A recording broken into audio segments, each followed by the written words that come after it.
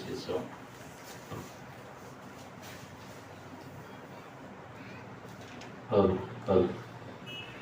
మంచిది ప్రియమైన దేవుని వాళ్ళలో ప్రతి బుధవారం క్రమకూడిక అంటే నిన్న జరుగుతున్న పరిస్థితులను బట్టి ఇవాళ జరిగేస్తున్నాం. ఆగకుండా కొనసాగించాలని, ఎందుకంటే పిల్లలు స్కూల్కి వెళ్తారు కనుక చెప్పవలసిన మాటలు, చెప్పవలసిన దేవుని మాటలు మిస్ అవుతాయని కనుక ఒక మంచి విషయాన్ని ఈరోజు తెలియజేస్తాను. జాగ్రత్తగా వినండి. చిన్న ప్రార్థన చేసుకుందాం. దయగలిగిన మా కన్న తండ్రి, నీ ఘనమైన నాన్న బట్టి వందనములు, స్తోత్రములు నాయన. ఇదిగో నాయన, లోకంలో ఉన్న మనుషులను చూస్తుంటే నాయన చెడిపోయిన వారుగా నాయన, ఉదయం చెడిపోయినదిగా నాయన, వ్యసనములతో నాయన, రకరకాలైన ఆలోచనలతో నాయన, మనిషి శరీరంలో ఉన్న ఆత్మకు నాయన భయం పుట్టించే విధంగా నాయన, కన్నీరు తెప్పించే విధంగా ఉన్నాయి నాయన. ఇదిగో నాయన, సమాజం వైపు చూస్తే నాయన మా బ్రతుకులు కూడా అలాగా ఉంటాయి నాయన. నీ వాక్యం వైపు చూస్తే నాయన మా ఆత్మలకు నాయన నిండు ప్రేమ, సంతోషం ఉంటుంది నాయన. ఇదిగో నాయన, ఈ యొక్క నాయన బుధవారం తరగతిని నాయన ఈరోజు గురువారం నాయన కొనసాగించుకుంటున్నాం నాయన. ఇదిగో కొద్ది మందిగా కూడుకున్న నీ బిడ్డలు నాయన జ్ఞాపకం చేసుకోండి నాయన.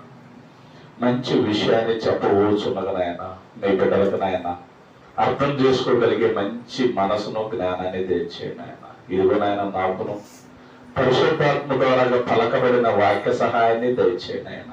మా అందరికీ నాయన నీ వాక్యం దీవెనకరంగా, ఆశీర్వాదకరంగా ఉండలాగన కృప అనుగ్రహించమని ఈ మనవలు మీ ప్రియ కుమారుడు, మా రక్షకుడైన యేసు క్రీస్తు వారి పేరట ఈ ప్రార్థన అడుగుతున్నాం మా పరలోకమందున్న మా కన్న తండ్రి. ఆమేన్. మంచిది ప్రియులారా, ఈ యొక్క క్రమకూడికి కూడి వచ్చిన ప్రియులైన మీ అందరికీ మన ప్రభు రక్షకుడైన యేసుక్రీస్తు నామములో వందనములండి. ఇది చాలా మంచి పాఠం. నిజంగా ఎన్నిసార్లు అయినా వినవలసింది. ఇది క్రైస్తవుల పాఠమే, సమాజం ఎవరో వినాల్సింది కాదు. బాప్తిజం పొందిన ప్రతి ఒక్కరూ తప్పనిసరిగా వినవలసింది. మీకు పాఠం పేరు కూడా కొత్తగానే ఉంటది. ఉపయార్థ సాధక ఉపకారిణి, క్రైస్తవుల అదృశ్య వినాశిని అపవాది. మాట ఎక్కడ విన్నారా? చెబుతుంటేనే అసలుకి ఏందో అర్థం కానట్టుగా ఉంటది కదా. ఉపయార్థ సాధక ఉపకారిణి, క్రైస్తవుల అదృశ్య వినాశిని అపవాద. అంటే అర్థం, ఒక మనిషి ఒక అర్థం చెప్పాడు అనుకో, దానికి ఉపవార్థం చెప్తారన్నమాట. ఒక మనిషి అంత మీకు పాఠం మొత్తం అయిపోలేకే నిజంగా ఇంత మంచి పాఠం మీరు ఇంతవరకు విని ఉండవు. ఉపయార్థం అంటే అర్థానికి బదులు మరొక అర్థం. దేవుడు ఒక అర్థం చెప్తే సాతాను మరొక అర్థం. అదనమాట. చూడండి ప్రియులారా, క్రైస్తవులుగా పుట్టిన ప్రతి ఒక్కరూ ఇది, ఎందుకంటే మనకందరికి విలువ ఒకటి ఉంది, అది అగపడదు. మనుషులైతే అగపడతారు, అన్ని అగపడితే మనకు విలువైన అపవాది ఎవరికి అగపడిందా? ఎవరికి అగపడదు. కానీ అందరిలోకి వెళ్తుంది అది. మన విలువైన అపవాది మనకు అగపడదు, కానీ మన అందరిలోకి వెళుతుంది. దానిపైన అది చేసుకుంటుంది. చూద్దామండి, మనమేదో ఈ వ్యర్థమైన వాటిని అసలు ఇంకా చదవడానికి కూడా నేను ఇష్టపడలేదు. ఎందుకు? మనుషులు ఆల్రెడీ చెడిపోయి ఉన్నారు. వాళ్ళ గురించి ఏం మాట్లాడుకుంటాం? ఏం మాట్లాడుకోలేదు. నీ గురించి, నా గురించి, ఎవరి గురించైనా చెడిపోయే వాళ్ళ గురించి. అంటే హృదయం అనేది, వాళ్ళ హృదయం అంతా నిండిపోయింది, చెడిపోయింది. వాళ్ళ గురించి మాట్లాడితే ఉపయోగం లేదు. క్రైస్తవులైన మనం, బాప్తిజం పొందిన మనం దేవుళ్ళలో బలపడాలి. బలపడాలంటే ఏం కావాలి? వాక్యం కావాలి. వాక్యంలో మనకి యేసుక్రీస్తు వారు ఏం చెప్పాడు, వీళ్ళంతా ఏం చెప్పారు, మనం ఎలాగా అంటే ఇవాళ జరిగే సిచ్యువేషన్ ప్రకారంగా మనకందరికి విరోధమైన అపవాది ప్రతి ఒక్కరిలో ఉందని ఎవరికైనా తెలుసా? అది ఎలాంటి పని చేస్తుందో అసలు అది ప్రప్రదంగా ఎక్కడ దాని స్థానమో, అది ఎందుకు ఉపయార్థంగా మనకు చెప్పడానికి అలవాటు పడిందో వచనాలు చూసుకుంటాం, ముందు కొనసాగండి పిల్లలు, జాగ్రత్తగా చూడండి. హెబ్రీయులకు రాసిన పత్రిక 2వ అధ్యాయం. మీరు జాగ్రత్తగా వింటేనే అర్థమైంది. ఇది ఎక్కువసేపు ఉంది, తక్కువ సమయంలో నేను కూడా చదవడానికి ప్రయత్నం చేస్తాను. ఎక్కువ సమయం ఉంది, ఏదన్నా టైం ఎక్స్ట్రా అయిద్దని అనుకుంటే తక్కువ ముగిస్తాను. నాకు టైం ఖచ్చితంగా మెయింటైన్ చేయటం నాకు చాలా అలవాటు అవుతుంది. ఎక్కడికి వెళ్ళినా కూడా శ్రీరామ్ అయితే సమయానికి ముగిస్తారండి అని అంటారు. ఎందుకు? చెప్పే కొద్ది మాటలైనా మనకు అర్థమై మన జీవితానికి మారితే సంతోషం. ఎన్ని సంగతులు చెప్పినా అర్థం కాకుండా మన జీవితం మారకుండా ఉపయోగం ఉంది. ఎంత తిన్నా కూడా బయటకు వెళ్తుంది నేను కాకుండా ఉపయోగం ఉంది, ఉపయోగం ఉండదు. ప్రియులారా చూడండి, హెబ్రీయులకు రాసిన పత్రిక 2వ అధ్యాయం 5వ వచనం. మనం మాట్లాడుచున్న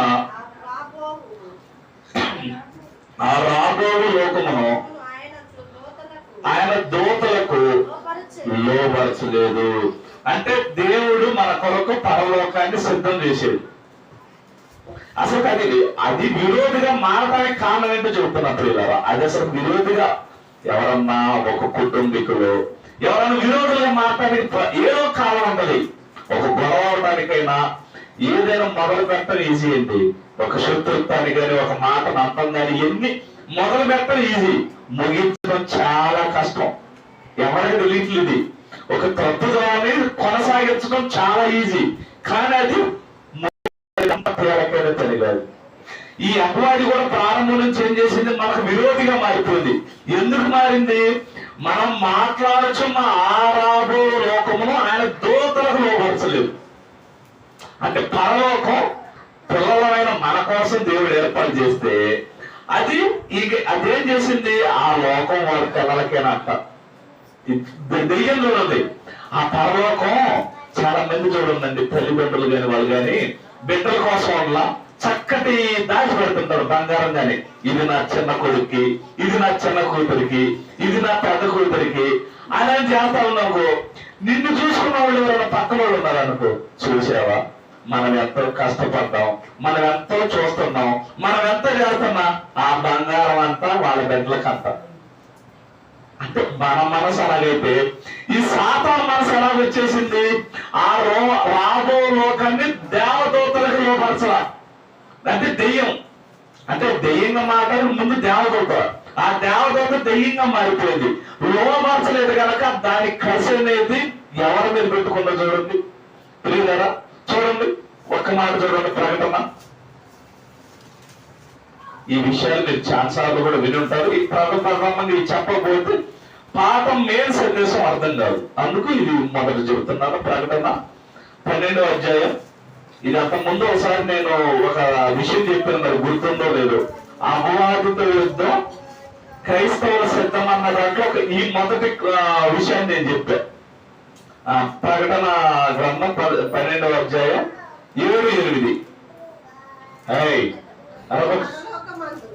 పరలోకమందు యుద్ధం జరిగిన మిఖాయేలు అతని దూతలను ఆ ఘట సర్పంతో యుద్ధం చేయవలనుండగా ఆ ఘట సర్పము దాని దూతలు యుద్ధం చేసిరి గాని గెలవలేకపోయారు గనుక పరలోకమందు వారికి స్థలము లేక. అంటే దానికి అక్కడ ఏంది? ఆ పరలోకం మన బిడ్డలంగా ఉన్న మన కొరకు అది చేస్తేలకి కృషి పెట్టేసేసి ఏం చేసింది? అపవాది యుద్ధం జరిగింది దానికోసం. చూడండి, పరలోకం కోసం అపవాది యుద్ధం చేసిందంటే ఆ మహాలోకం ఎంత గొప్పదో సమాజానికి అర్థం కావట్లా. దాన్ని చేసేలేక యుద్ధం జరిగేలేక ఏం జరిగిందో 9వ వచనం. కాగా ఇక అది ఎట్టా అది గెలవలేక దాని పంతం అనేది ఎలా కొనసాగుతుందో చూడదు. కొంతమందికి ఏంటంటే కొన్ని అనుకున్న జరగకపోతే ఏ రూపాయనైనా సరే రాంగ్ రూట్లోకి వెళ్ళినా కూడా వాళ్ళ కసిని వాళ్ళ కోపాన్ని నెరవేర్చుకుంటారు. ఈ అపవాది కూడా ఏం చేసింది? తను దేవుడు ఆ పరలోకం ఈయనకు లోపరచలేదని చెప్పేసి సాతానికి అది యుద్ధం చేసింది. కూర్చో రాత్రిళ్ళు మాయ్ అరే వెళ్ళిపో ఇంటికి వెళ్ళి ప్రశాంతం పడుకోవడం. 9వ వచనం.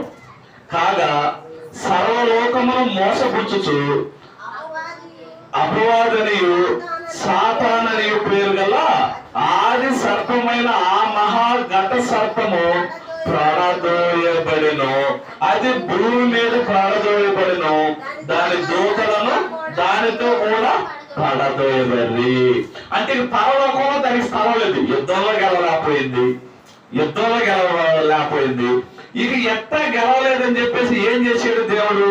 భూమి మీదకి పడద్రోయబడింది. ఇదేంటండి, ఇప్పుడు యుద్ధం జరిగింది, గెలవలేకపోయింది, శిక్షణ చేశాడుగా, కానీ భూమి మీద పడేసేసాడు. పడేసిన తర్వాత దాని కలిసి ఎవరి మీద పడిందో చూడండి. ఏమండు చూడండి, అది మన కాలకు వచ్చింది కదా. భూమి మీదకి వచ్చిన తర్వాత మనం ఎలా ఉండాలో దేవుడు దాన్ని ఉద్దేశించి చెబుతున్నాడు. మొదటి పేతురు రాసిన పత్రిక 5వ అధ్యాయం 5-8.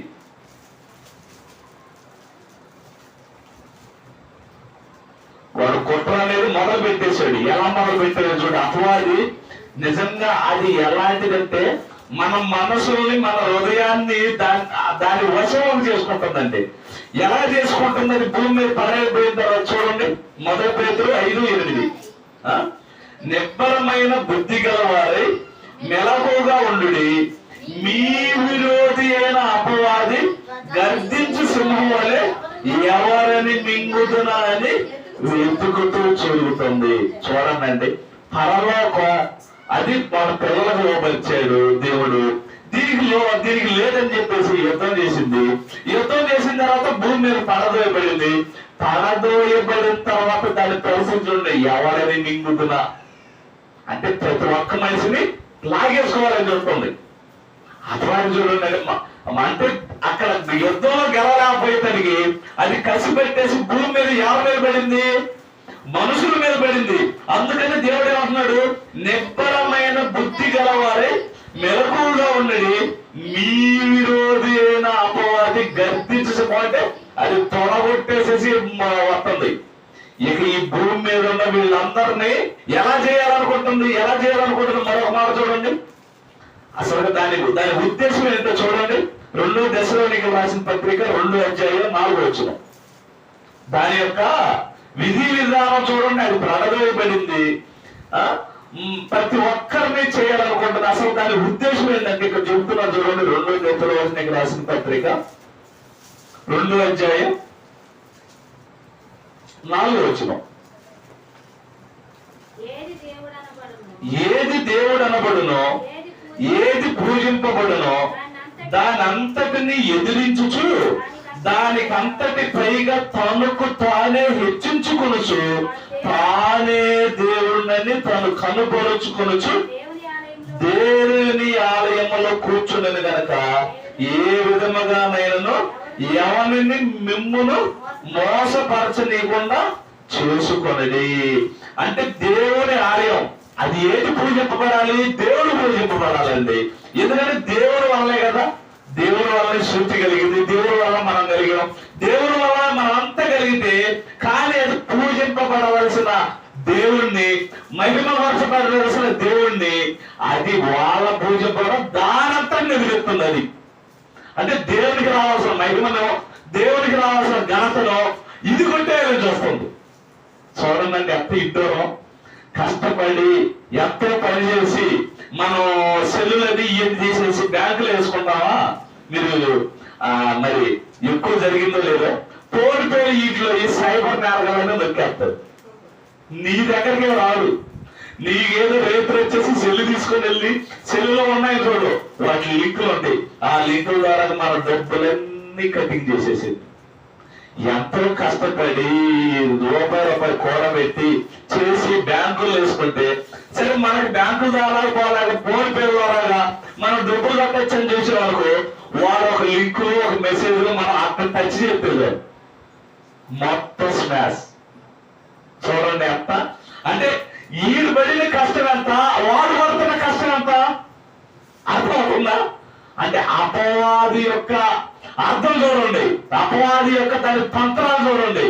ముందు చెప్తాను ఆ తంత్రాలు. అది ఎలాంటి ఉపయార్థక సాధక ఉపకారిలాగా అంటే అదేంటి, మనకు ఉపకారం చేస్తుందంటే మనకి అపాయంలో పడేస్తుంది.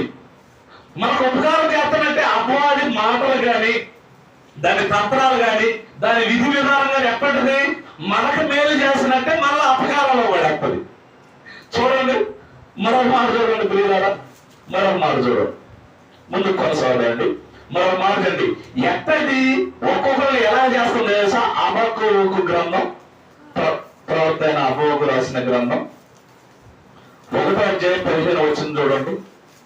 అంటే అది భూమి మీదకి వచ్చేసేసి ఎవరిని పూజించాలో, ఎవరు మహింపరచబడాలో వాళ్ళందరినీ ఎదిరిస్తూ అది ఎట్లా మనల్ని మోసం చేస్తుందో ఇక్కడ అంటున్నారు చూడండి. హబక్కూకు గ్రంథం, వాడు గాలం వేసి మానవ వాళ్ళందరినీ గుచ్చి లాగి ఉన్నాడు, ఉరికి చిక్కించుకొనిచున్నాడు. వాడు తన వలతో వాడిని కూర్చొని సంతోషపడి గంతులు వేస్తున్నాడు. గాలం, ఏ గాలం ఇది? ఒక చేపకి గాలం వేస్తాడు చూడండి. నీళ్ళకి మొత్తం బాగా మేత మేసి వచ్చేసేసి ఈ గాలం చూసి గాలవతి గాలంతో ఏం చేస్తాడు? గాలం ఆకు నొక్కేసి దగ్గర దాన్ని పడిపోద్ది, గాలం పడిపోద్ది. అంతే చేప. ఈ చేపకైతే ఆ గాలం వేస్తున్నాడు. మరి ఈ అబ్బాయి గారు ఏ గాలం వేస్తున్నాడు? ఏ గాలం వేస్తున్నాడు చెప్తున్నాడు? వాడు గాలము వేసి మానవులందరినీ గుచ్చి లాగుతున్నాడు అంటండి. అగపట్టలేడు, మాయంగా ఉన్నాడు, కానీ అందరినీ పోగొడుతున్నాడు. ఎలా లాగుతున్నాడు వాడు? గాలం వేసి. ఎందుకు? దేవుడికి రావాల్సిన ఘనతని, దేవుడికి రావాల్సిన మహిమని ఆడంతటిని ఎదిరించేసి ఈడు పూజింపబడుతున్నాడు. అంటే ఇదంతా మన ద్వారా జరుగుతుందిగా? అర్థమవుతుందా? ఇదంతా మన ద్వారా జరుగుతుందా లేకపోతే ఎవరి ద్వారా జరుగుతుంది? వాడు పూజింపబడుతున్నాడంటే దేవుడు పూజింపబడాల్సిన మన ద్వారాగా, మన ద్వారా కదండి దేవుడు పూజింపబడాల్సింది. వాడు గుచ్చి లాగేసేసి వాడేం చేస్తున్నాడు? మనల్ని తప్పుదోవలో పట్టించేసి ఈడు ఘనత పొందుతున్నాడు. ఎవరి ద్వారాగా? మన ద్వారాగా దేవుడికి ఘనత రావాల్సింది. మన ద్వారా ఈడు ఘనత పొందట్టుడేంటి? అది ఎలాంటి గాలం వేస్తున్నాడు, ఎలాంటి అర్థాన్ని ఉపయార్థంగా మారుస్తున్నాడు. కొన్ని సందర్భాలు మీకు చెప్తాను. మనం ఎప్పుడు ఇదే సందర్భాలే, కానీ ఎప్పుడు మనం ఇలాగనుకో. చూడండి ప్రియులారా, చూడండి కొన్ని సందర్భాలు మనం ఎప్పుడు చూస్తూ ఉంటాం కదా. దానికి ముందుకు ఇంకో మరొక మాట కూడా చదవండి, ఎందుకంటే ఇది చదివిన తర్వాత ఇది బాగుండదు. 2 కొరింథీయులకు రాసిన పత్రిక వద్దండి, చాలా చక్కగా వినండి. ఏ పనికి మాల మాటలు కూడా మనం అసలు వద్దు. వాళ్ళ ద్వారా ఎన్నో పాపాలు మనలోకి వస్తాయి. ఉన్న పాపాలు కొనుక్కోవడమే మనం, లేకపోయిన పాపాలు మనలో తెచ్చుకోబాకండి. ఎందుకంటే సమాజం అంతా ఎంత దరిద్రంగా ఉందంటే నిజంగా ఒక్కొక్కటి మాటలు చూసినప్పుడు, వాడి శాస్త్రం చూసినప్పుడు, వాడు విధి విధానం చేసినప్పుడు, దేవా ఎందుకు దేవా ఈ విధంగా పాపం చేస్తున్నాడు, ఈడు ఒక రోజు ఏమవుతాడు ఈడికి తెలియట్లేదు అన్న మానస బాధ మనకు రావాలి. కానీలే వాడు పాపం చేయనీలే అని అనుకోకూడదు. దేవా వాడి గురించి మనం ప్రార్థన చేయలేదు, పాపం వాడికి తెలీదు. వాళ్ళు ఉన్న శాపాల తంత్రాలు అన్న శాతం మనకు తెలీదు. ఇక్కడ మాట్లాడుతున్న చూడండి 2 కొరింథీయులకు రాసిన పత్రిక 2:11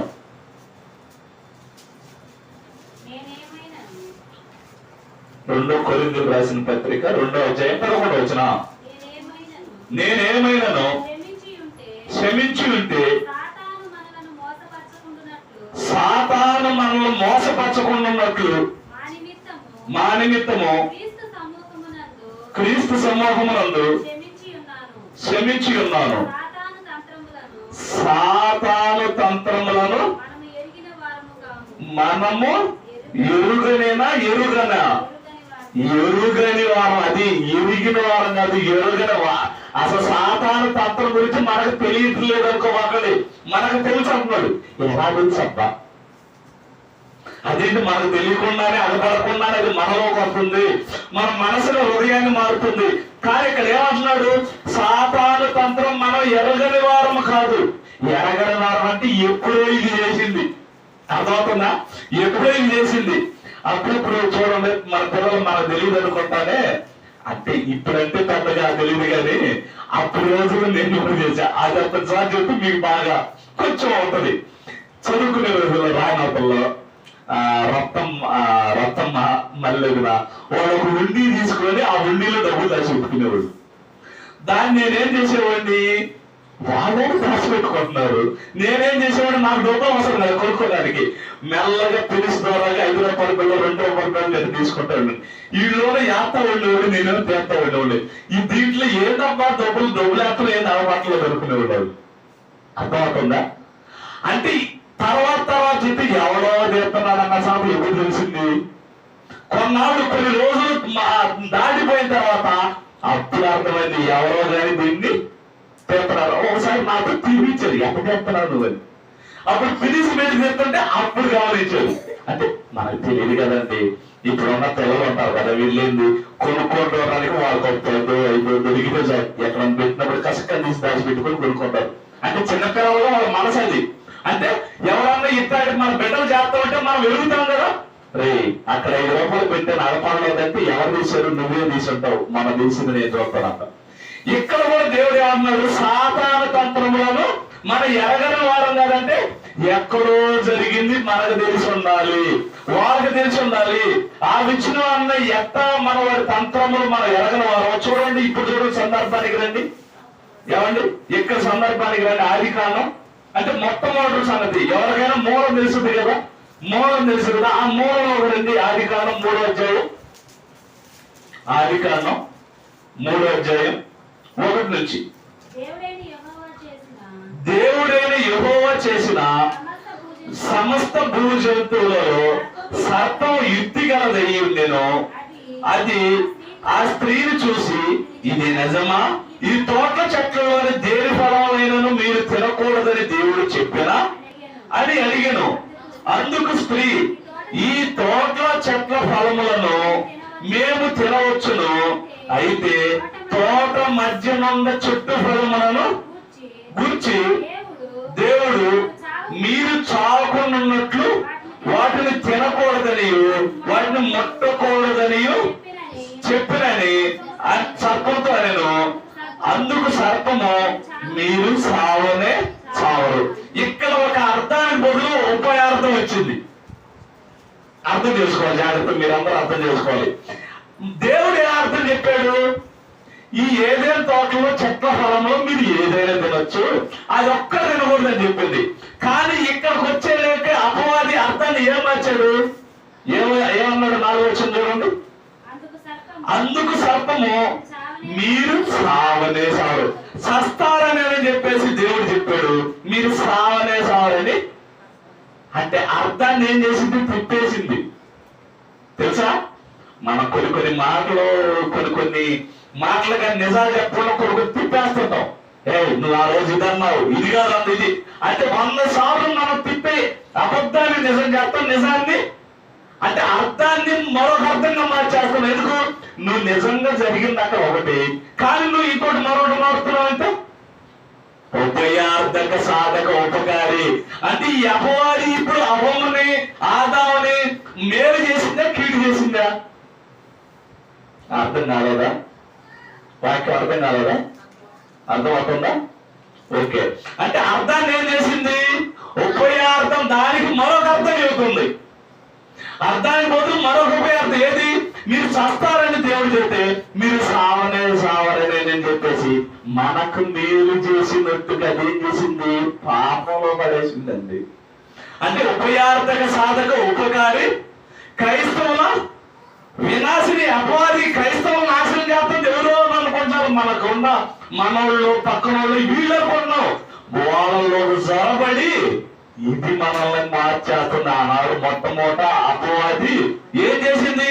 అది కత్తితో కాదు, అది కర్రతో కాదు, అది బాంబులతోనే కాదు, దేనితో?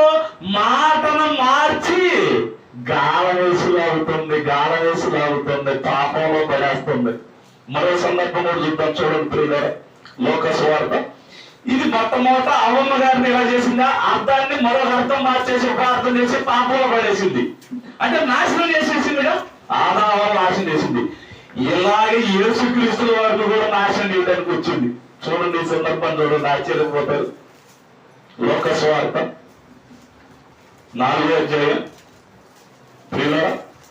లోకాసు వార్త 4వ అధ్యాయం 3-4. అపవాది నీవు దేవుని కుమారుడు అయితే రొట్టెగునట్లు ఈ రాతితో చెప్పుమని ఆయనతో చెప్పెను. అందుకు యేసు, మనుషుడు రొట్టె మాత్రం వలనే కాదు గాని జీవించడు అని రాయబడి ఉన్నదని వారికి ప్రత్యుత్తరం ఇచ్చెను. అప్పుడు అపవాది ఆయన తీసుకొని పోయి భూలోక రాజ్యములన్నిటినీ ఒక్క నిమిషములో ఆయనకు చూపించి ఈ అధికారం అంతయు ఈ రాజ్యముల మహిమయు నీకిత్తును. ఓకే, మనసారి 4వ వచనంలో ఏమంటాడు? మనుషుడు రొట్టె వల్ల మాత్రమే జీవింపుడు అని రాయబడి ఉంది. అంటే ప్రతి మనిషిని ఇక్కడ ఒక మాట చెబుతుంది యేసుక్రీస్తు వారితో. ఏమని చెబుతున్నది? 3వ అధ్యాయం 1 కూడా చదవండి. అపవాది యేసు పరిశుద్ధాత్మ పూర్ణుడై యోర్దాను నది నుండి తిరిగి వచ్చి 40 దినములు ఆత్మచేత అరణ్యంలో నడిపింపబడి అపవాది చేత శోధింపబడుతున్నప్పుడు, అంటే ఆయన 40 దినాలు ఉపవాసం ఉన్నాడు యేసుక్రీస్తు వారు. అంటే సేవకి బయలుదేరేటప్పటికి 40 దినాలు ఉపవాసం ఉన్నాడు యేసుక్రీస్తు వారు. ఆ టైంలో వచ్చింది ఇది. వచ్చి ఏమంటుందో చూడు, ఆ దినములలో ఆయన ఏమీ తినలేదు. అవి తీరిన తర్వాత ఆయన ఆకలి కొనగా అపవాది, నీవు దేవుని కుమారుడు అయితే రొట్టెగునట్లు ఈ రాతితో చెప్పమని ఆయనతో చెప్పాను. అందుకు ఏసేమంటున్నాడంటే, మనుషుడు రొట్టె వలన మాత్రమే జీవింపుడని రాయబడి ఉంది. ఇక్కడ ఇదే భలే ఉపకారం చేస్తారు కదా. 40 దినాలు ఉపవాసం ఉన్నాడు యేసుక్రీస్తు వారు. ఇదిగో ఈ రాళ్ళు ఉన్నాయి కదా, నువ్వు ఆకలితో ఉన్నావు కదా, ఇది ఈ రాని రొట్టె ఉన్నట్టు నువ్వు ఆజ్ఞాపిత అయిపోద్ది. చూడండి, అవ్వాలి చూడండి, నువ్వు ఆజ్ఞాపిత అయిపోద్ది. నమ్మిందండి సాతాను యేసుక్రీస్తు వారిని మనుషు కుమారుడు, నువ్వు దేవుని కుమారుడు అని యేసుక్రీస్తు వారిని అపవాది అంటుంది. కానీ మనం దేవుని పిల్లలు ఏమంటాం? అరే ఆమె ఆయన వాడ ఏమంటే దేవుని పిల్లలైన తర్వాత సంస్కారం లేదండి. పెద్దోళ్ళ కొంట్లో పిల్లల కొంట్లో సంస్కారం ఏది? నీ చెల్లిని చెల్లి అనాలి, అక్కని అక్క అనాలి, చిన్నమ్మని చిన్నమ్మ అంటే ఏందో తెలుసా? చిన్నమ్మ. మన తల్లి గర్భం వచ్చిన మన అమ్మ ఏంది? అమ్మ అవుతుంది. మన అమ్మ కన్నా చిన్నమ్మ గాని మన బంధుత్వంలో గాని చిన్నమ్మ పెద్దమ్మ అంటే ఏంది? అమ్మతో సమానం. తల్లి గర్భం నుంచి రాకపోయినా ఇదిగో చిన్నమ్మ, పెద్దమ్మ, చిన్ననాన్న, పెదనాన్న. అన్న అంటే ఏంది? ఆ అన్న అంటే అమ్మలో భాగం, నాన్నలో భాగం వెళ్తే అన్న. ఈ సంస్కారం కాదు ఉందిగా, తల్లిదండ్రుల సంస్కారం అంటే ఒక విధమైన విధానం అనేది ఎవరికి లేదండి, ఎవరికి లేదు. ఎందుకు? దేవుని మాటలు అసలు అర్థమైతే కదండి. ఇక్కడ ఈ అపవాది కూడా ఏం చేస్తుంది? అపవాది కూడా పాపం మేలు చేస్తున్నట్టు. యేసుక్రీస్తు వారు 40 రోజులు ఉపవాసం ఉన్నావు కదయ్యా, నువ్వు మాటిస్తే ఈ రాయ రొట్టె అయిపోద్ది, నువ్వు ఆకలితే అయిపోద్ది, అంతే. అది రొట్టె చేసుకుంటున్నా. ఆహా, అంటే యేసుక్రీస్తు వారు ఆకలితో ఉన్నాడని అపవాది ఎంత తేలిగ్గా ఉపకారం చేస్తుంది. దేవుడు ఏమన్నాడు యేసుక్రీస్తు వారు? ఏమన్నాడో చూడండి. ముందు తర్వాత మాట అదే చూడండి. 3వ వచనం. అపవాది, నీవు దేవుని కుమారుడు అయితే రొట్టెగునట్లు ఈ రాతితో చెప్పమని ఆయనతో చెప్పిన. అందుకు యేసు, మనుషుడు రొట్టె వలన మాత్రము జీవించుడు. ఇక్కడ ఒక కొత్త నిర్వచనం దేవుడు చెబుతున్నాడు యేసుక్రీస్తు వారు. ఏమే అపవాది, మనుషుడు ఏదో ఈ భూమి మీద ఆహారం ద్వారాగా బ్రతుకుతున్నాడని మనుషులకు నేర్పారు. మనుషులు ప్రతి మనుషులకి ఉదయం లేచేసి కష్టపడి పని చేసుకుంటున్నా ఈ డబ్బులతోనే ఇది కాయలు వస్తున్నాయి, కూరగాయలు వస్తున్నాయి, అన్ని వస్తున్నాయని ఇలాగే నేర్పావు. మనుషుడు రొట్టె వలన మాత్రం కాదు జీవిస్తుంది. నువ్వు అలా నేర్పావు. కానీ నిర్వచనం నేను చెబుతున్నాను ఏమని?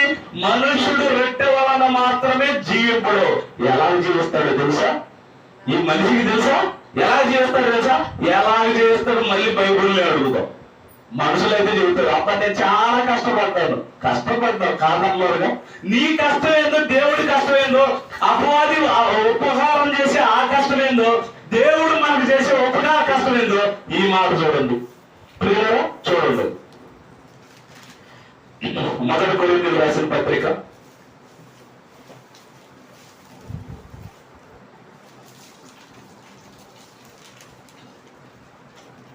1 కొరింథీయులకు రాసిన పత్రిక 15వ అధ్యాయం.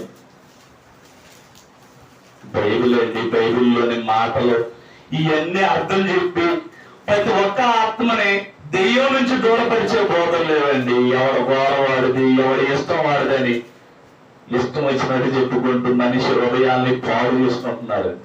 పాడేలో ఎవరేం చేసుకుంటూ మనకు అవసరం లేదు. మనం మాత్రం దేవుని మాటలకు అనుకూలంగా ఉన్నావా లేదా, ఒక తెలియకపోతే తెలుసుకొని ఇదిగో వాక్యానుసారం బ్రతుకుతున్నావా లేదా, ఈ నిర్ణయం ఉండాలి ప్రతి వ్యక్తికి, ప్రభు నమ్మిన వారికి. ఆ చదువు 1 కొరింథీయులకు రాసిన పత్రిక 15వ అధ్యాయం 37. 1 కొరింథీయులకు రాసిన పత్రిక 15వ అధ్యాయం 37వ వచనం. నీవు విత్తు దానిని చూడగా అది గోధుమ గింజ అయినా సరే, మరి ఏ గింజ అయినా సరే, ఒట్టి గింజనే విత్తుతున్నావు గాని పొట్టబో శరీరాన్ని విత్తలేదు. అయితే దేవుడే తన చిత్త ప్రకారంగా నీవు విత్తిన దానికి శరీరం ఇస్తున్నాడు. పిచ్చిదానా, అపవాద, సాతానా, నువ్వేం చేసే సమాజానికి కష్టపడాలి. నువ్వు కష్టపడి ఎదుగు కూరగాయలు వస్తున్నాయి, విత్తనాలు వస్తున్నాయి, ఎన్నో వస్తున్నావు. కానీ ఆ విత్తనానికి శరీరాన్ని ఇస్తుంది ఎవరో నీకు తెలుసా? ఆ విత్తనానికి నీకు మొక్కగా వచ్చి, పువ్వుగా వచ్చి, దాంట్లో కాయలు వచ్చేసి, పంటగా వచ్చేసి నిన్ను తినటానికి ముందు ఆ విత్తనానికి జీవం ఇస్తుంది ఎవరో నీకు తెలుసా? ప్రశ్న వేస్తున్నాడు చూడండి. అపవాది ఎలాగ మనలో దూరుతుందో మనకు తెలియదు. ఒకనాడు ఆదాములో కూడా అలాగే దూరింది. మాటను ఉపయార్థంగా మార్చింది. మీరు చస్తారని చెప్పింది, మీరు సావనని చెప్పింది. అదే యొక్క తెలివిని ఇక్కడ యేసుక్రీస్తు వర్గాలు కూడా ఉపయోగించింది. మనం తట్టుకొని నిలబడాలంటే వాక్యం తెలియాలి. మనం తట్టుకొని నిలబడాలంటే వాక్యం తెలియకపోతే, ఇక్కడ వాక్యం తెలుసా యేసుక్రీస్తు వారికి? తెలుసు కాబట్టి ఏమన్నాడు ఇందాక మాటలలో, ఈ జాగ్రత్తలో పెట్టుకోండి, దీని కదా ఏదన్నా మీ కడ ఉంటే అది ఏలు పెట్టేసుకోండి, తీయడానికి మళ్ళీ వద్దాం. ఇందాక దానికి ఒకసారి రండి, మీకు వాక్యం అర్థం కావాలి. చాలా వివరంగా చెప్పాలని ఇంత వివరంగా చెబుతున్నాను. ఎందుకంటే పాఠం అన్నా వాక్యం అన్నా ఇదేంటి, మన హృదయంలోకి నిండిపోవాలి. ఏ విషయాన్నైనా ఒక బేల్దారి మేస్త్రి పైన అర్థం కాబట్టి ఇల్లు కట్టలేడు. ఏమండి, ఒక రైతుకి వేసే పైరు ఎలాగేయాలో తెలియకపోతే పైరు పండించలేడు. ఒక సేవకుడికి చెప్పే విధానం తెలియకపోయినా, వాక్యం పిలుటు తెలియకపోయినా ఒక ఆత్మ నరకానికి వెళ్ళిపోద్ది. ఏ ఆత్మ నరకానికి వెళ్ళటం దేవునికి ఇష్టమా? ఇష్టం లేదు. ప్రతి ఒక్కరు దేవుని చెంతకు రావాలని ఆయన ఇష్టం. ఆయన ఇష్టం నెరవేర్చాలంటే ఏం చేయాలి? వాక్యాన్ని ఉన్నదన్నట్టు పింటూ లింకుతో చెప్పాలి. ఇప్పుడు నాకు ఒక మాట ఇచ్చాను కదా, ఒక్కసారి రండి లోక సువార్తలోకి. అపవాది నీవు దేవుని కుమారుడు అయితే రొట్టె అడుగునట్లు ఆ రాతితో చెప్పమని ఆయనతో చెప్పాను. ఈ మాట జరగాలి. అందుకు యేసు మనుషుడు రొట్టె వలన. ఇప్పుడు ఈ రెండిట్లో ఏది నిజం చెప్పండి? ఈ రెండిట్లో ఏది నిజం? నిద్రపోతుందా? ఈ రెండిట్లో ఏది నిజం? ఇప్పుడు ఇది రాళ్ళను రొట్టెలు చేసుకొని తిన్నంత నిజమా? కానీ అదిగో మీకు ఆ రొట్టె వస్తుందంటే, రొట్టె రావాలంటే ఏం కావాలి? ఇప్పుడు గోధుమ పిండి ఉందండి, మనం ప్రభుత్వాలు ఆరాధన చేసుకుంటాం కదా. గోధుమ రొట్టె రావాలంటే ముందు ఏముండాలి? పిండి ఉండాలి. పిండి కావాలంటే ముందే ఉండాలి, ఇత్తనం ఉండాలి. ఆ ఇత్తనం కావాలంటే ముందేమో కావాలి? చచ్చిపోయి ఉండాలి. ఆ చచ్చిపోయింది తింటే భూమిలో పడెత్తగా శరీరం రాదు. ఆ మాట ఇక్కడ 1 కొరింథీయులకు రాసిన పత్రికలో నిజం చెబుతున్నాడు. అపవాదికి తెలిసింది, కానీ మనిషిని తప్పుదో పట్టేస్తుంది. యేసుక్రీస్తు వారు భూమి మీదకి వచ్చింది ఇందుకే. ప్రతి ఒక్కరి, నా తమ్ముడికి, నా చెల్లెలకి, నా బిడ్డలకి, ప్రతి ఒక్కరికి తెలియాలని దేవుడు అదిగో అపవాది చేసే తంత్రాన్ని ఇదిగో చెబుతున్నాడు వాక్యం ద్వారా. ఏమని చెబుతున్నాడు? ఏ మాట్లాడేదో చెబుతుంది. ఏమన్నా అయ్యే మాటలు చెబుతుంది. ఏంటి చదవండి, 1 కొరింథీయులకు రాసిన పత్రిక ఇందాక చదివి కంటిన్యూ చేయండి అమ్మ. అది నీవు విత్తిన దాన్ని చూడగా అది గోధుమ గింజ అయినను సరే, మరి ఏ గింజ అయినా సరే ఒట్టి గింజనే ఇత్తుచున్నావు గాని పుట్టబో శరీరమును విత్తుటలేదు. అంటే ప్రతి ఒక్కదానికి నువ్వు ఏది తినాలన్నా కూడా ముందు జీవాన్ని ఎత్తున్న దేవుడు అపవాదని చెబుతున్నాడండి. అంటే ఒకనాడు ఆదాములు అయితే పడిపోయారు, ఉభయార్థం మార్చేసింది, అర్థాన్ని ఉభయార్థం మార్చేసింది. ఇక్కడ యేసుక్రీస్తు వారు కూడా అర్థాన్ని ఉభయార్థంగా మార్చాలని చూసింది. ఆయన ఎవరు? పాపులు రక్షించడానికి వచ్చిన కరుణామయుడు. అలాంటి వాడి కాడ అలాంటి ప్రభువు యేసుక్రీస్తు వారు దీన్ని వేసాడు చూడండి. యేసుక్రీస్తు వారి కాడ ఇన్ని వేసాలు వేసిందంటే అది వేసం అయితే కదా, కొండ మీద తీసుకెళ్ళిందా? ఆ వచ్చినంతా ఉన్నది. యేసుక్రీస్తు వారు అంతటి మహానుభావుడిని కొండ మీద తీసుకెళ్ళిందంటే మనం అంతా లెక్కండి. దేవుని వారికి మనకు ప్రతిష్టంగా తెలియాలి ప్రియులారా. చూడండి, బైబిల్ ప్రకారంగా ఇప్పుడు ఇవన్నీ మనసులో ఉంచుకొని ఇప్పుడు చెప్పే జాగ్రత్తగానండి. ఇది అత్త మోసం చేస్తే ఎక్కడ మోసం చేస్తే తెలుసా? బాప్తిస్మ కాలంలో మోసం చేస్తుంది. ఎలా మోసం చేస్తుంది ఒకసారి చూడండి ప్రియులారా. యోహాను సువార్త బాప్తిస్మ కాలం ఏం చేస్తుంది? 3వ అధ్యాయం 22వ వచనం. యోహాను సువార్త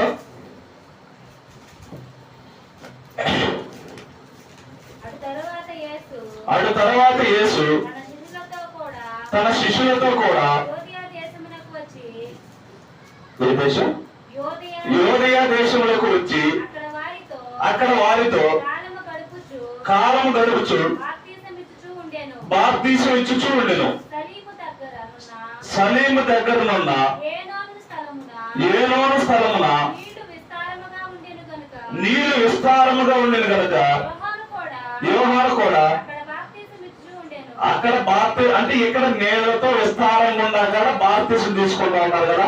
మరొకటి చూడండి ఎలాగిది మార్చేసి వాళ్ళు ఎట్లా అవుతుందో ఎలాగా అంటే బాప్తిసం కాదు కూడా రకరకాలు మార్చేసింది. నీళ్లు విస్తారంగా ఉండి బాప్తిసం తీసుకున్నారు. ఓకే, మంచిదే కదా. ఇక్కడ ఈ విషయాన్ని ఇప్పుడు మరోసారి చూడండి. అపోస్తలుల కార్యం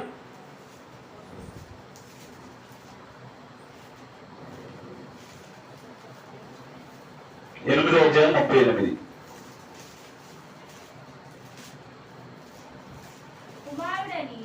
కుమారుడని విశ్వసించుచున్నామనియు ఉత్తరం ఇచ్చుదను. పిలుపు నపాంసకుడు ఇద్దరును నీళ్ళలోకి దిగిరి. అంతటి పిలుపు ఇతనికి బాప్తిసం ఇచ్చును. వారు నీళ్ళ నుంచి వెడలి వచ్చినప్పుడు ప్రభు ఆత్మ అంటే ఇక్కడ బాప్తిసం ఇచ్చేది ఏంటి? బాప్తిసం ఇచ్చే కాడ కూడా ఎలాగ మార్చేసారు? ఒకరోజున చిలకరింపే బాప్తిసం, ఒకరోజు నీళ్ళ, ఒకరోజు అసలు బాప్తిసం నీళ్ళలోని అసలు పని లేదండి. అంటే అపవాదేంది? ప్రతి ఒక్కరిని ఏం చేస్తున్నారు? చక్కగా నీళ్ళ కాడకి వెళ్ళి ముంచి లేపి బాప్తిసం గురించి చెప్పేసి ఈమెను దేవుడు చెప్పేశాడు. కానీ వాటి కాడంతా చిలకరింపు బాప్తిసం.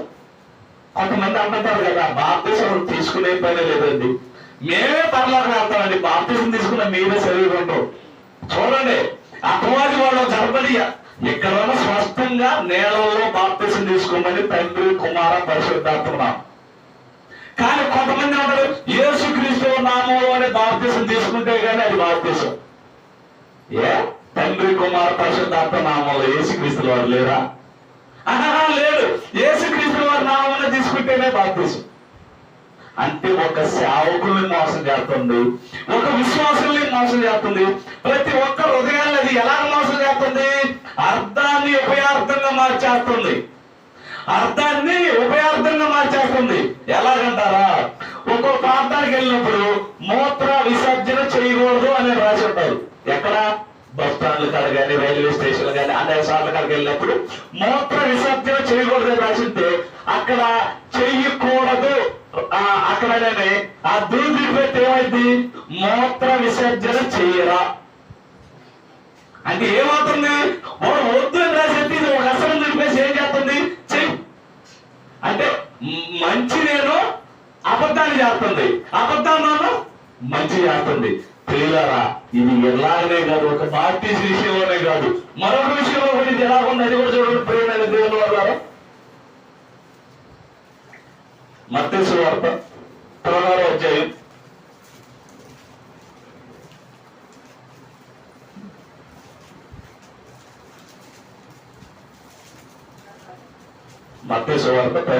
37వ వచనం. ఒక మనుషునికి వాని తండ్రికి కుమార్తెకు ఆమె తల్లికి కోడలికి ఆమె అత్తకును విరోధంగా పెట్టవచ్చుతుంది. ఒక మనుషుని ఇంటి వారే అతనికి శత్రువు అవుతారు.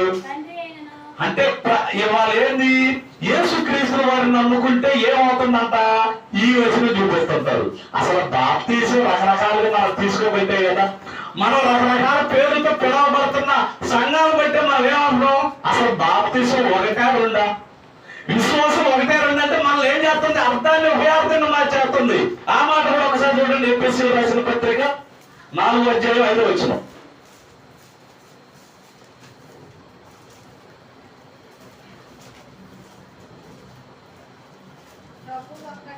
ప్రభువు ఒక్కడే, విశ్వాసం ఒక్కటే, బాప్తీసం ఒక్కటే. ఇక్కడ ఏం చెబుతున్నాడు ఎఫెసీయులకు రాసిన పత్రికలో? ప్రభువు ఒక్కడే, విశ్వాసం ఒకటే, బాప్తీసం ఒక్కటే. అంటే అన్ని ఒకటే. ఈ తండ్రి కుమార పరిశుద్ధాత్మ నామం తీసుకోవడం ఒకటే, మరొకటే లేదు. బాప్తీసం ఇక అంటే కొన్ని విషయాలు చెబుతుంటే బాధపడుతుంటారు. సంఘం కూడా ఒకటేనండి, సంఘం కూడా ఒకటే, బాప్తీసం. నీ విశ్వాసం కూడా ఒకటే. ఏది నీ విశ్వాసం? లోకంలో విశ్వాసంగా చాలా మంది పెళ్లిళ్ళు చేసుకునేటప్పుడు ఏ తప్పు చేయకుండా ఉంటారంటే బాప్తీసం. అది కరెక్ట్ బాప్తీసం. పెళ్లి కోసం నీ విశ్వాసం ఏంది? వాళ్ళు విశ్వసించి బాప్తీసం తీసుకోవాలి.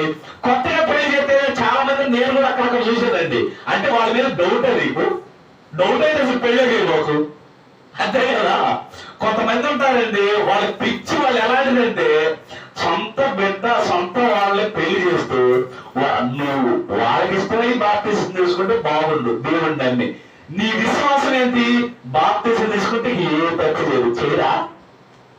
బాప్తీసం తీసుకున్న వాళ్ళంటే ప్రతి ఒక్కరు ఎన్నో పొరపాట్లు చెప్పాలి. అది మనకు తెలుసు, మన హృదయానికి తెలుసు. ఎందుకు?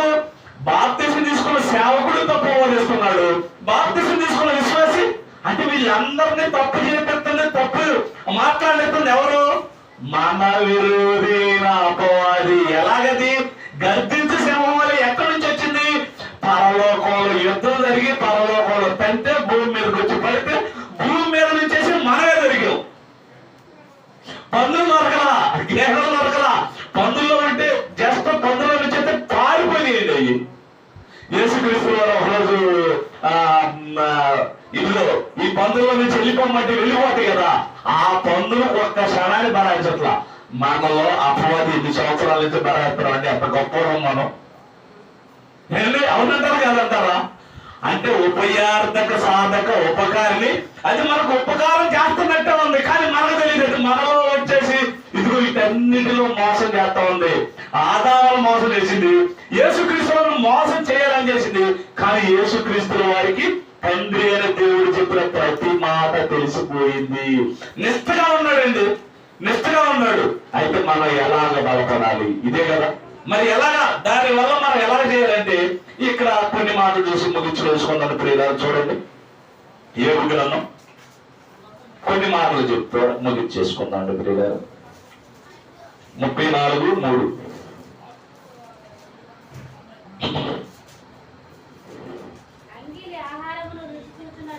అంగి ఆకారంలో చూసినట్టు చెడు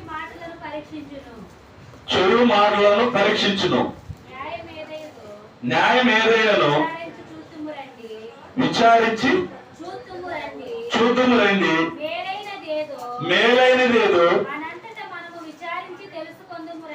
మనంతట మనం విచారించి, అంటే ప్రతి ఒక్క విషయాన్ని సేవకులు చేస్తున్నా, విశ్వాసాలు చేస్తున్నా, ప్రార్థన అయినా మీరు ఏదైనా సరే రాసుకొని చక్కగా విని దాన్ని మీరు అర్థం చేసుకోవాలి, అపార్థం చేసుకోవాలి. ఎందుకంటే సాతాను ఎవరిలో చొరబడతాడు మనకు తెలియదు కదా. ఇక్కడ పరీక్షించాలంటున్నాడు ఏదైనా. మీరు ఇంకో మాట అన్నారు చూడు, మార్కు సువార్త 4:24. మార్కు సువార్త 4:24.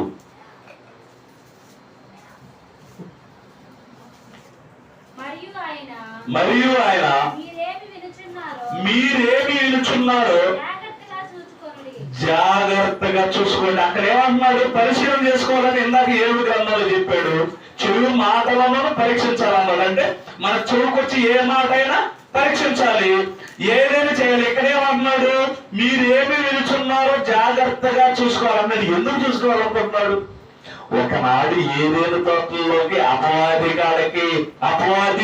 ఆదాముల కాడికి ఎలా వచ్చిందో ఎవరు మన కాడికి ఎలా వస్తుంది అనుకుంటున్నారు? ఇది చూడండి, 1 యోహాను 4:1.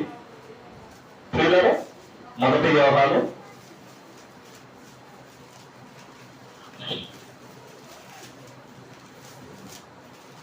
1 యోహాను 4:1. ప్రియులారా, అనేకులైన అబద్ధ ప్రవర్తనలు లోకంలోకి బయలు వెళ్ళి ఉన్నారు కనుక ప్రతి ఆత్మ, చూడండి ఎంత చక్కగా చెబుతున్నారు చూడండి, ప్రతి ఆత్మను నమ్మక ఆయా ఆత్మలు దేవుని సంబంధమైనవో కావో పరీక్షించుకోండి. అందరూ అంత మాట్లాడుతున్నారా? నిజమండి. ఒక్కోసారి నేను చూసాను, బాప్తిసం తీసుకోకుండా కూడా భాష మాట్లాడుతున్నాడు. విచిత్రం. అంటే నాకు ఆశ్చర్యం, ఇదేంటి? ప్రభు బలారాధన చెయ్యకుండా బాప్తిసం తీసుకోకుండా కూడా భాష మాట్లాడతావా? అంటే నీలో వస్తున్న భాష ఆత్మ ఏది అంటే ఇక్కడ చెబుతున్నారండి. నేనేదో ఎవరో మాట్లాడారని ఎవరో చెప్తారని చెప్పట్లా. అంటే మనలో వచ్చే ఆత్మ ఎలాంటిదో వాక్యం తెలియకపోతే ఎలా? మనలో మాట్లాడే మాటలు అది దేవుడు మాట్లాడుతున్నాడా, పరిశుద్ధాత్మ దేవుడు మాట్లాడుతున్నాడా, యేసుక్రీస్తు వారు మాట్లాడుతున్నాడా, అపవాది మాట్లాడుతుందా? ఏది మాట్లాడుతున్నాడు? మనలోకి ఏది ఉందో మనమే పరిశీలన చేసుకోవాలి. అంతే కదా ఇందాక పరిశీలన చేసుకున్నారు. మీరు ఏమి వినుకున్నారో చూసుకోవాలి. ఎందుకు చూసుకోవాలి తండ్రి? ఎందుకు చేసుకోవాలి ప్రభువా? ఎందుకు చూసుకోవాలి పరిశుద్ధాత్మ? అంటే ఇక్కడ మాట్లాడుతున్నాడు. ఏమని మాట్లాడుతున్నాడు? ప్రియులారా, అనేకులైన ఎప్పుడు యేసుక్రీస్తు వారి సంఘం ఏర్పడిన తర్వాత, ఆ సంఘం మనం చెప్పారు కదా, సంఘం దేవుని విద్యాలయం అని. అంటే దేవుని సంబంధమైన యేసుక్రీస్తు వారి దాన్ని సంఘం ఏర్పాటు చేశాడు. ఏర్పాటు చేసిన తర్వాత ఎవరొస్తున్నారు? ప్రియులారా, అనేకులైన అబద్ధ ప్రవర్తనలు లోకంలోకి బయలుదేరాడు. వీళ్ళకేం పని? అబద్ధమైన ప్రవర్తన అంటే ఎవరండి? ప్రభు నమ్మిన బైబిల్ పట్టుకున్న వాళ్ళేనండి. ప్రవర్తనగా వేషం, సేవకులుగా వేషం, రకరకాలైన వేషం. అపవాది వేసి వేసుకున్న వాళ్ళు వచ్చేదాన్ని చేస్తుంది. మామూలుగా ఒక రౌడీ వచ్చేసి మేసాలు ఎంత పొడుగులు పెట్టుకొని కత్తి పట్టుకొని వచ్చేసుకో, అమ్మో రౌడీ అంటాం. కానీ ఇదేంటి? కనపడదు. కానీ ఎట్లాగా? వైట్ గుడ్లు వేసుకుంటుంది, వైట్ ఇవన్నీ ఉంటది. కానీ ఇక్కడికి వచ్చేసేసి అపవాది మాటలు మాట్లాడుతుంది. మరి కూర్చున్న వాళ్ళు అపవాది మాట్లాడుతున్నారు కదా. అపవాది మాట్లాడుతుందని మనకు ఎలా తెలిసింది? అందుకే పరిశీలన చేసుకున్నాను అంటున్నాడు. అందుకే పరిశీలన చేసుకున్నాడు. ఏమని? ప్రియులారా, అనేకులైన అబద్ధ ప్రవర్తన లోకములోకి బయలుదేరి ఉన్నారు కనుక ప్రతి ఆత్మ నమ్మక ఆయా ఆత్మ దేవుని సంబంధమైనవి కావో పరీక్షించుకోండి అంటున్నాడు. మరొక మాట కూడా చూడండి. ఏమండి? యోహాను సువార్త అది ఎలాగ ఆలోచన మనకు పుట్టించి, ఒకనాడు ఆదాము పుట్టించింది, యేసుక్రీస్తు వారు పుట్టియాలనుకోండి. కానీ యేసుక్రీస్తు వారు దాన్ని గద్దించాడు. తర్వాత వచ్చేసరికి ఏం జరిగింది? బాప్తిసం ఇచ్చిన చిలకరింపని రకరకాల బాప్తిసం ద్వారా వచ్చింది. తర్వాత ఇంకా చెప్పాలంటే నేను దాని గురించి వివరించాను. ఎందుకంటే రకరకాలైన సంఘాలుగా మార్చేసింది. కానీ దాని గురించి కూడా మన వాక్యం అర్థం కాలేదు. మళ్ళీ ఇక్కడ ఏం చేస్తుంది? అది ఇందాక అన్నారు కదా, ఒక మనుషులు వాళ్ళ తండ్రికి, కుమార్తెకి, వాళ్ళ తల్లికి, వీళ్ళందరికీ విరోధం ఏంది? నేను ఇక్కడికి వెళ్తున్నాలే, నువ్వు అక్కడికి వెళ్ళు, మాది విలే, మీది తినలేకే. అది ఎవరికెవరికి లింక్ పెట్టేసిందో చూడండి. ఒకనాడు అవమతంది ఆదాము లింక్ పెట్టేసింది. ఇలాగ ఎంతో మందిని లింక్ పెట్టేసి వాక్యం తెలియకుండా ఏం చేస్తుంది? ఉపయార్థం చేసేస్తుంది. అర్థం కాని మనిషికి ఉపయార్థం చెబుతున్న దేవుని మాట అర్థం కానికుండా ఇదిగా ఉపయార్థం చేస్తుంది. ఎలా చేస్తుంది? ఒక మాట కదా, ఇప్పుడు కూడా చదవండి. ఏమంటే యోహాను సువార్త ఒక వ్యక్తి చేసింది. ఈ మాట చెప్పుకొని ముగించేసుకుందాం, అయిపోయింది. ఏమండి టైం కూడా అయిపోయింది. ఓకే, యోహాను సువార్త 13వ అధ్యాయం 2వ వచనం.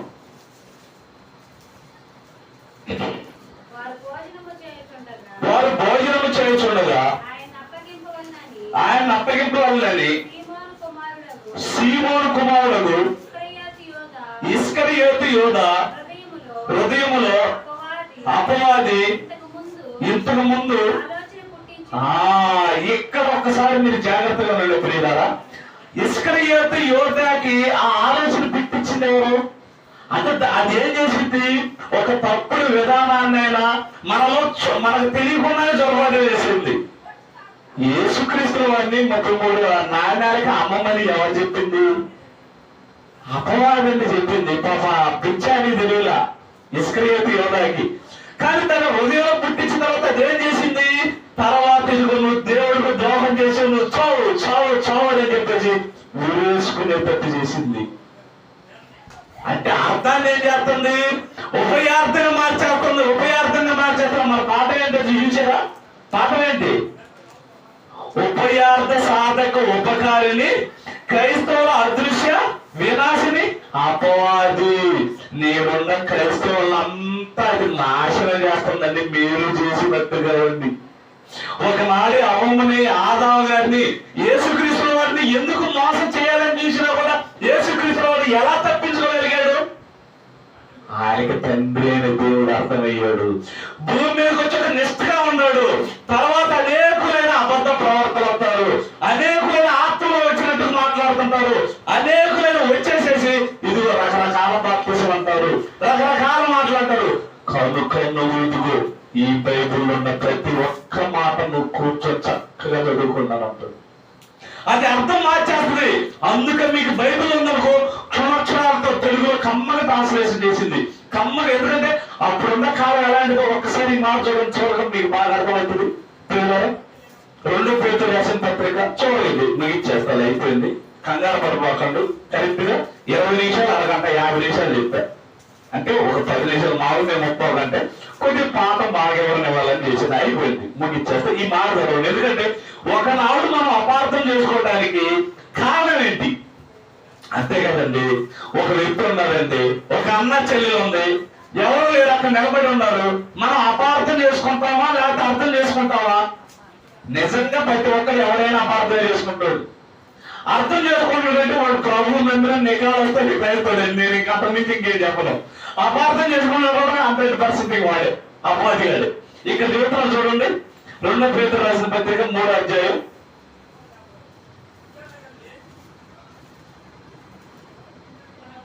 16వ వచనం. 2 పేతురు రాసిన పత్రిక 3వ అధ్యాయం 15వ వచనం. వీటిని గూర్చి మరియు మన ప్రభు యొక్క దీర్ఘశాంతము ఎన్నో వచ్చిన చదువుతున్నామా? 15 చదువుతున్నాం. మరియు మన ప్రభు యొక్క దీర్ఘశాంతము రక్షణార్థమైన దానిని ఎంచుకొనడి. అలాగూ మన ప్రియ సహోదరుడైన పౌలు కూడా తనకు అనుగ్రహింపబడిన జ్ఞానం చొప్పున మీకు రాసి ఉన్నాడు. అంటే ఆయన అనేక పత్రికలు ఏం చేశాడు? తనకు దేవుడిచ్చిన జ్ఞానం చొప్పున ఈ పత్రికలన్నీ రాశాడు. ఆ రాసిన తర్వాత ఏమంటున్నాడు చూడనా? వీటిని గురించి తన పత్రికలన్నిటిలోనూ బోధించుచున్నాడు. అయితే వాటిలో కొన్ని సంగతులు గ్రహించుటకు కష్టమని. ఎందుకు కష్టమైనవి? ఇప్పుడు మన బిడ్డలు అమ్మా అసలు చదువే రాదు, ఎందుకు నీకు చదువు రాదు? ఇప్పుడు నన్ను ఆలోచించావా? నీకన్నా స్కూల్లో ఉండేవాళ్ళు, నీకన్నా ప్రతిభావంతులు, నీలాగా 3 కోట్ల భోజనం చేసేవాళ్ళే, నీలాగా గుడ్లు కొట్టుకునేవాళ్ళే, నీలాగా నా చదువు రాదనే మాట ఎందుకు అంటున్నావు? నువ్వు చదువుకోవాలన్న ఆలోచన నీకు ప్రతిస్పృహ లేదు. బైబిల్ ఇప్పుడు రాదా ఉందండి, ఆ చదువు లేకపోయినా సరే బైబిల్ చదువుతుందా? ఇంకా మీలో కూడా అనేక మంది అందరూ చదువు వచ్చా? రాదు. ఇప్పుడు మీలో ఇప్పుడు అమ్మాయిలు అందరూ ఉన్నారు కదా, ఇప్పుడు వీళ్ళందరూ పాటలు రాయటం వచ్చా? వాయిద్యం చేయటం వచ్చా? ఏం రాదు. పాట మాత్రం వచ్చింది. ఎలా వచ్చింది? పాట రాసిన వాళ్ళు ఒకళ్ళైతే, సంగీతం చేసిన వాళ్ళు ఒకళ్ళైతే, కూర్పు చేసిన వాళ్ళు అయితే, ఆ పాటలు రిలీజ్ చేసిన తర్వాత మనం కష్టపడి ఆ పాట దేవుడు మనకి గణపరచాలి. నాకు చదువు అవసరం లేదు, నాకు ఇంకేం అవసరం లేదు. దేవుడి కోసం దేవుడిచ్చిన స్వరంతో పాటలు పాడాలి, దేవుడిచ్చిన స్వరంతో స్తుతించాలి, దేవుడిచ్చిన చక్కటి భూమి ఆకాశంలో నేను బ్రతుకుతున్నాను, దేవుడికి థ్యాంక్స్ చెప్పాలి, నాకు మంచి పెట్టించాడు థ్యాంక్స్ చెప్పాలి. ఇవన్నీ నువ్వు ఎలా చెప్పగలుగుతున్నావు? నీకు దేవుడిచ్చిన జ్ఞానాన్ని అర్థం చేసుకోగలుగుతున్నావు. ఒకనాడు అపార్థం చేసుకున్నారు. ఎలా అపార్థం చేసుకున్నారు? వాళ్ళు ఎందుకు అపార్థం చేసుకుంటున్నారు? గ్రహించుటకు కష్టమైనవి వీటిని వచ్చిన మర్చిపోయారా? వీటిని విద్యా విహీనులను అస్థిరులైన వాళ్ళను తగ్గిన లేఖనమును అపార్థం చేసినట్లు తమ స్వకీయ నాశములను అపార్థం. అంటే ఏం చేశారు? విద్యా విహీనులు అంటే విద్య లేని వాళ్ళు ఉంటారు కానీ బైబిల్ చదువుతారు. ఇక జాగ్రత్తగా నిల్చుంది. ఇక్కడ నీకు విద్య లేదు కనుక పాట పాడవచ్చు. పాట రాయాలంటే అన్ని తప్పులేగా రాసేది, అన్ని తప్పులే రాస్తావు. ప్రసంగం చేయాలంటే అన్ని తప్పులే చేస్తావు. ఎందుకంటే నీకు వచ్చింది చెబుతావు కానీ రాని చెబుతావా? అంటే ఒకనాటి కాలంలో అపార్థం చేసిన వాళ్ళు, అబద్ధ ప్రవర్తన రావడానికి, వీళ్ళంతా రావడానికి అపవాది ఏం చేసింది? విద్య లేని వాళ్ళు కొంతమందిని ఏర్పాటు చేసుకుంది. ఎవరు విద్య లేని వాళ్ళు? శిష్యులు కూడా విద్య లేని వాళ్ళే. వీళ్ళు శిష్యులు కూడా, పేతురు గారు, వీళ్ళంతా ఆంధ్రీ, వీళ్ళంతా కూడా విద్య లేని వాళ్ళే. కనుక వాడు కూడా ఏం చేశాడు? విద్య లేని వాళ్ళు మళ్ళీ చేసేసాడు. వాళ్ళు ఎలాగా చెబుతున్నారు, మేము కూడా చెబుతున్నాం. చూడండి, దాని అర్థం చూడండి. విద్య లేని వాళ్ళను శిష్యుల్ని ఏర్పాటు చేసుకుంటే యేసుక్రీస్తుల వారు, ఈ అపవాది కూడా ఏం చేసింది? ఈ విద్య లేని వాళ్ళని, అస్థిరు, అసలు వాళ్ళకి ఏం తెలియదు, ఎలాంటి వాళ్ళని ఏర్పాటు చేసుకొని ప్రవర్తనగా, అబద్ధ బోధకులుగా ఏర్పాటు చేసుకుని వాడు ప్రకటిస్తున్నాడు. యేసుక్రీస్తుల వారి శిష్యులు ఏర్పాటు చేసుకొని వీళ్ళు దీన్ని అంతటికి ఎంత ఉంది కనుక మీరు చక్కగా బైబిల్ చదువుకోండి. అర్థమైందా? అంటే ఉపయార్థం నీకు ఎవరు ఇవ్వాలి? ఎవడ నీకు ఆలోచన చెబుతారు, వీళ్ళొచ్చి నీకు కమ్మని చదువు ఉంది, మంచి అన్ని విధానాలు ఉంది. ఇవాళ ఏం చేస్తుంది? ఉపయార్థక సాధక ఉపకారం చేస్తున్నట్టు అది అదృశ్యంగా కనబడకంగా మనం నాశనం చేస్తుంది వాక్యాన్ని తెలియదు. కనుక ఇంత వాక్యాన్ని ఇంత వివరంగా మీకు ఎందుకు చెప్పారంటే, ఏ విషయంలో మనం అర్థం చేసుకోవాలి, అపార్థం చేసుకోవాలి. మనం తెలియకుండానే అపవాది మనల్ని ఏం చేస్తుంది? నాశనంలో పడేస్తుంది. మనం ఎంత బ్రతికి దేవుడిని నమ్మి, దేవుడి కోసం స్తుతిస్తూ, దేవుడి కోసం మన పొలలు మారుకొని ఉపవాసాలు ఇవన్నీ చేసి పరలోకం మారిపోతేలాగండి. ఒక్కనాడు ఆదాం వల్లే అలా చేసిన వాళ్ళనే మళ్ళీ పాపం నుంచి రప్పేయడానికి యేసుక్రీస్తు వారు రక్తం పెట్టాడు. మరి యేసుక్రీస్తు వారు రక్తం పెట్టాడు, మళ్ళీ ఏ యేసుక్రీస్తు వారు రావాలి? ఇంకెవరు రారు. వచ్చిన యేసుక్రీస్తు వారు రక్తం పెట్టాడు, సంఘాన్ని ఏర్పాటు చేశాడు, అబద్ధ ప్రవర్తన ఎవరో చెప్పాడు, మంచి ప్రవర్తన ఎవరో చెప్పాడు, మంచి బోధకుడు ఎవరో చెప్పాడు, అబద్ధ బోధకుడు ఎవరో చెప్పాడు. ఉన్న బైబుల్ నువ్వు చక్కగా చదువుకో. బోధకుడు అబద్ధం చెబుతాడేమో, నీ పక్కన విశ్వాస అబద్ధం చెప్తుండేమో, బైబిల్ గ్రంథం మాత్రం నీకు అబద్ధం చెప్పదు. పరిశుద్ధాత్మ దేవుడి ద్వారా రాయించిన మాటలయ్యి నీవు పరిశుద్ధాత్మ దేవుడు ఉంటే ఈ వాక్యాన్ని అర్థవంతంగా ఎవరు బోధించిన అవసరం లేదు అంటారు. పరిశుద్ధాత్మ దేవుడు నీకు ఎవరు బోధించిన అవసరం లేదు. అలాగ నువ్వు తయారు కావాలి. మనం ఆ యొక్క చెడ్డ తలంపు నుంచి, చెడ్డ హృదయం నుంచి మనం పక్కదారి కాకుండా మనం బాగుపడాలంటే వాక్యానికి ఎక్కువ ప్రయాణం ఉంది. వినండి, విని మాటను అర్థం చేసుకోండి. అర్థం కాని మాటను మరోసారి అర్థం చేసుకోవడానికి ప్రయత్నం చేయని తప్ప మన జీవితాన్ని వృద్ధాప్యంగా అనవసరంగా నరకాల్లో పడేటట్టు మాత్రం చేయకూడదు. కనుక ప్రియమైన దేవులారా, ఉపయార్థక సాధక ఉపకారిని క్రైస్తవుల వినాశిని అపవాది. ప్రార్థన చేసుకున్నాను. తల వచ్చినట్లయితే ప్రార్థన చేసుకున్నాను. అందరూ మోకరించండి. దేవుని సన్నిధిలో మోకరించి మన యొక్క తప్పులు కానీ, మన ఆర్థిక పరిస్థితులు కానీ, అనారోగ్య పరిస్థితులు కానీ ఏవైతే ఉండే వాటన్నిటి దేవుడు వైపు ఒక్కసారి మీరు హృదయాన్ని మలచండి. ప్రార్థన చేస్తాను. దయగలిగిన మా కన్న తండ్రి, మీ ఘనమైన నామను బట్టి వందనములు, స్తోత్రములు. ఆయన